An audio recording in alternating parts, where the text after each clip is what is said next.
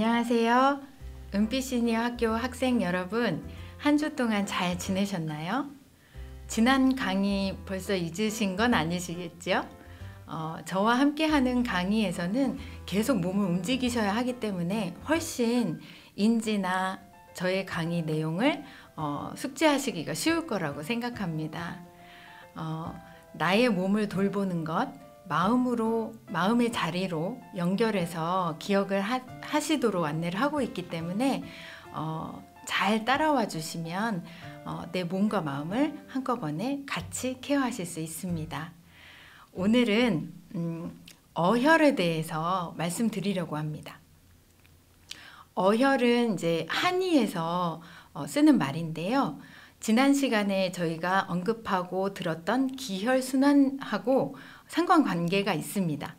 어떤 상관관계일까요? 어혈이란 한자어로 본다면 막힐 피혈자를 써서 피가 막혔다는 뜻입니다. 한의원에 가면 어혈이 있네요 이런 말씀을 많이 들어보셨지요? 뭉친다는 의미가 있습니다. 지난 시간에 우리가 말씀드렸던 기혈순환하고 반대되는 말이겠지요. 흐르는 곳이 있으면 반드시 막히는 곳이 있습니다. 왜냐하면 그곳에 어떤 노폐물이 낀다거나 방해물이 생긴다거나 원활하지 않아서 속도가 느려진다거나 불규칙해진다거나 그런 많은 환경적인 요건들을 가지게 되면 어혈이 생깁니다. 혈관을 수도관으로 한번 생각해 보시면 편할 것 같아요. 수도관이 아무리 맑은 물을 계속 흘려보내고 있어도 10년이 되고 20년이 되고 하면 불순물들이 쌓일 수밖에 없습니다.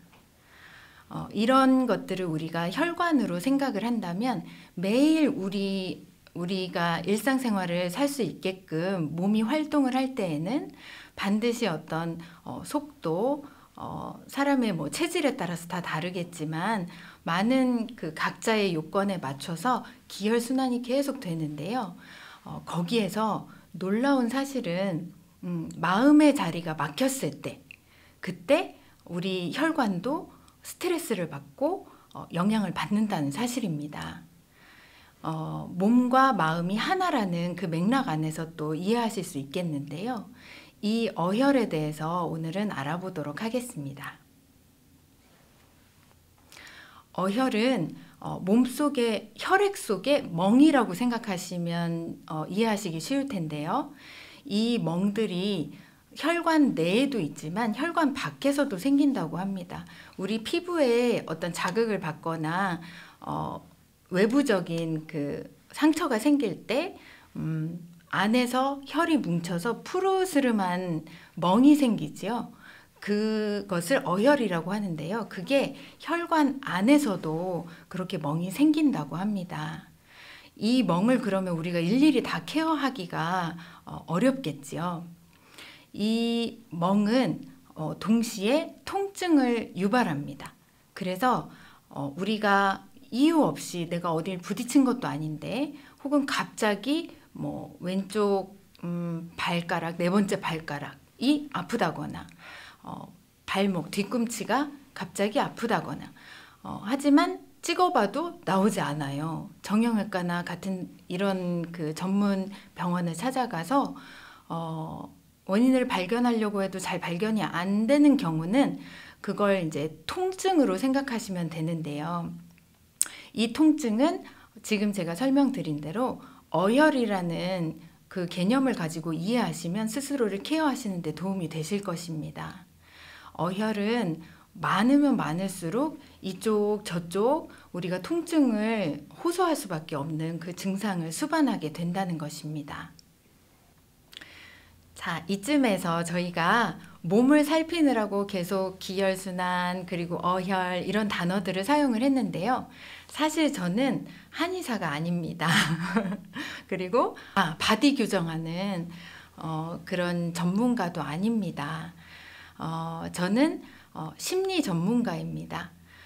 제가 이 몸을 돌보는 어떤 원리를 가지고 온 것은요. 제가 몸이 아팠을 때 마음의 자리를, 그러니까 처음에 아팠을 때는 병원과 또 한의원, 약, 많은 어떤 외부적인 요건을 찾아다녔어요. 그래서 거기에서도 도움을 많이 받았습니다. 그렇지만 거기에서 한계 지점을 맞이했을 때는 저는 마음을 돌아볼 수밖에 없는 그런 시기가 있었습니다. 그때 제가 알게 된 것은 아까 첫 시간에 말씀드렸던 것처럼 심리적으로 내가 불편감이 있을 때 우리가 흔히 스트레스를 받는다고 하지요. 그리고 그것이 말끔하게 해결되지 못한 채 우리 마음 어딘가에 또 내 정신 어딘가에 항상 내재되어 있을 때는 그 불편감이 우리의 신체에도 영향을 주게 됩니다. 신체에 영향을 주는 것은 아까 말씀드린 것처럼 몸과 마음을 따로 생각한다면 이 둘의 만남으로 통합적인 접근이 어렵게 됩니다. 그리고 현대인들은 정보가 많기 때문에 더더욱이 불리한 상황이죠. 그래서 저는 여러분들에게 전문가 수준의 어떤 정보를 드리고자 함이 아니라 내 마음의 자리와 몸의 자리를 연결해서 내 몸을 마음으로 케어하고 또 마음을 내가 인지하지 못할 때 어떤 신체적인 통증이나 불편감이 있는 것으로 단서를 잡아서 또 내 마음을 역으로 케어하고 이러한 원리를 소개해 드리고자 합니다. 네, 이제 이번 시간에는 어혈에 대해서 우리가 이야기를 했고요. 그 어혈의 대표적인 부분을 안내를 해드리려고 합니다. 이미 아시고 계실 것 같아요. 상상하실 것 같은데 어느 부분이냐면요. 가슴입니다. 우리 어르신들 뭐 드라마에도 많이 나오죠. 남편 때문에 속 썩을 때, 자녀가 내 마음대로 되지 않을 때 어디를 두드리나요? 네, 맞아요. 가슴을 두드리죠. 아이고 가슴이야 하면서 가슴을 두드리죠. 사실 가슴에는 우리의 어떤 정신적인 작용을 하는 그 반응을 하는 기관은 아닙니다. 왜냐하면 어떤 스트레스를 받는다거나 어떤 생각에 사로잡히고 슬픈 마음이 들고 화가 나고 하는 모든 작용은 사실은 뇌에서 합니다. 하지만 우리 몸을 다 쪼개서 생각할 수 없기 때문에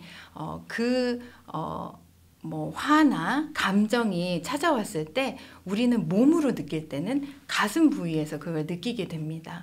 그리고 오늘 제가 그것과 관련한 혈자리를 소개해 드릴 건데요.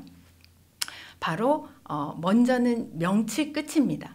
그래서 이 시간에는 자가진단을 한번 해보시도록 간단하게 안내를 해드리겠습니다. 먼저는 명치, 우리가 급하게 먹는다거나 깜짝 놀랐다거나 할 때 명치 끝이 얼얼한 것을 가장 크게 느끼세요. 그래서 이 시간에 내 손으로 눌러보면서 그 통증의 정도를 통해서 내가 스트레스를 얼마나 받고 있는지 아니면 그동안 내가 맺혀있던 어떤 내 마음, 풀리지 않는 마음의 숙제 이런 것들이 얼마나 있는지 연결해서 진단을 하실 수 있습니다. 먼저 중지를 가지고 명치 끝이 어딘지 아시지요? 이 갈비뼈 가운데 움푹 들어간 곳이 명치입니다. 이 명치를 중지로 눌러 보실 건데요. 누르실 때 그냥 마구 누르시지 마시고 반대편으로 중지는 이렇게 구부린 상태에서 하시고 반대편 손으로 지그시 힘을 줘서 한 1cm 정도 들어가 보겠다, 눌러 보겠다 하는 생각으로 그 정도의 세기로 눌러 보세요. 네, 통증이 어떻게 느껴지시나요?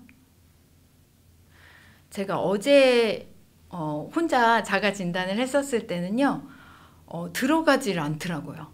막혔다는 얘기죠. 굉장히 아팠어요. 그런데 지금 제가 해보니까요, 네, 깊이 들어가고요. 불편감이 없진 않아요. 그렇지만 어제보다는 좀 부드러운 걸 제가 느끼고 있습니다. 그리고 이 부분 말고 또 다른 중요한 자리는 이름은 전중혈이라고 합니다. 명치 끝에서 위로 쭉 올라가서 양쪽 유두 정중앙을 말하는데요. 우리가 말하는 가슴자리입니다. 그래서 같은 방법으로 한번 눌러 보시겠습니다.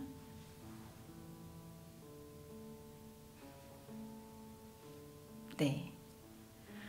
저는 한참 한 3년 전, 4년 전에 굉장히 이제 많이 아팠는데요.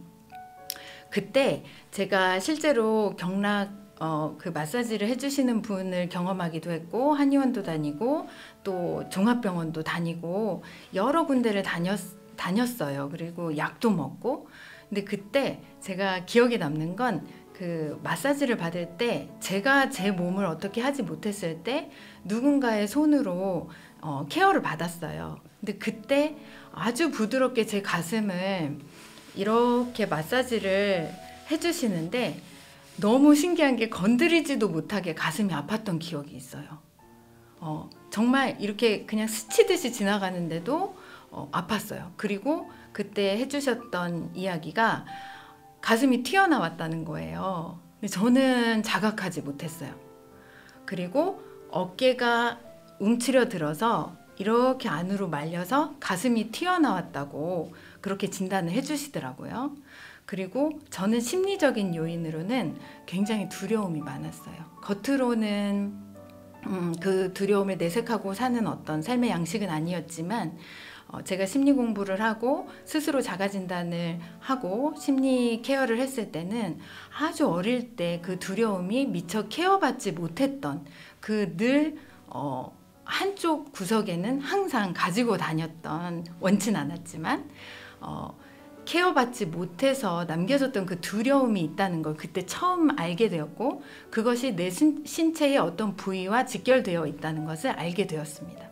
그리고 계속 그래서 가슴을 만져주라고 수시로 그 아픈 부분을 왜 아파? 왜 건강하지 않아? 하는 어떤 입장이 아니고요. 어떤 이유에서든 내가 다 이해하지 못하더라도 어떤 내 삶의 그 단편이 모여서 오늘의 내 몸의 현실이기 때문에 그걸 받아들이도록 안내를 받았고, 몸과 마음을 함께 케어할 수 있었습니다. 그리고 감사하게도 지금은 완치가 되어서 아주 건강하게 지내고 있고, 이렇게 이런 좋은 어떤 정보들을 여러분들에게 전달하는 일을 또 하게 되었네요. 오늘 가장 중요한 부위를 2강에서 먼저 말씀을 드린 거예요. 여러분들 몸으로만 따로 생각하지 마시고요. 또 마음으로도 따로 생각하지 마세요. 제가 말씀드린 대로 만약에 내가 가슴을 조금만 눌러도 너무 아프다면 또 옆에 우리 자녀는 또 해보라고 했는데 괜찮은 거예요. 그러면 뭔가는 나에게 요인이 있다는 거예요. 어혈이 있다는 거지요. 통증을 수반하고 있다는 거지요. 그것의 몸의 비단 몸만의 이야기일까요? 그렇지 않아요. 마음과 연결된 어떤 자리로 나에게 계속 신호를 보내주고 있는 것입니다. 오늘은 어혈로 접근을 해서 통증도 알아봤고요. 그리고 몸의 자리, 마음의 자리를 또 한번 연결해 보았습니다. 여러분들의 마음은 어떠신가요?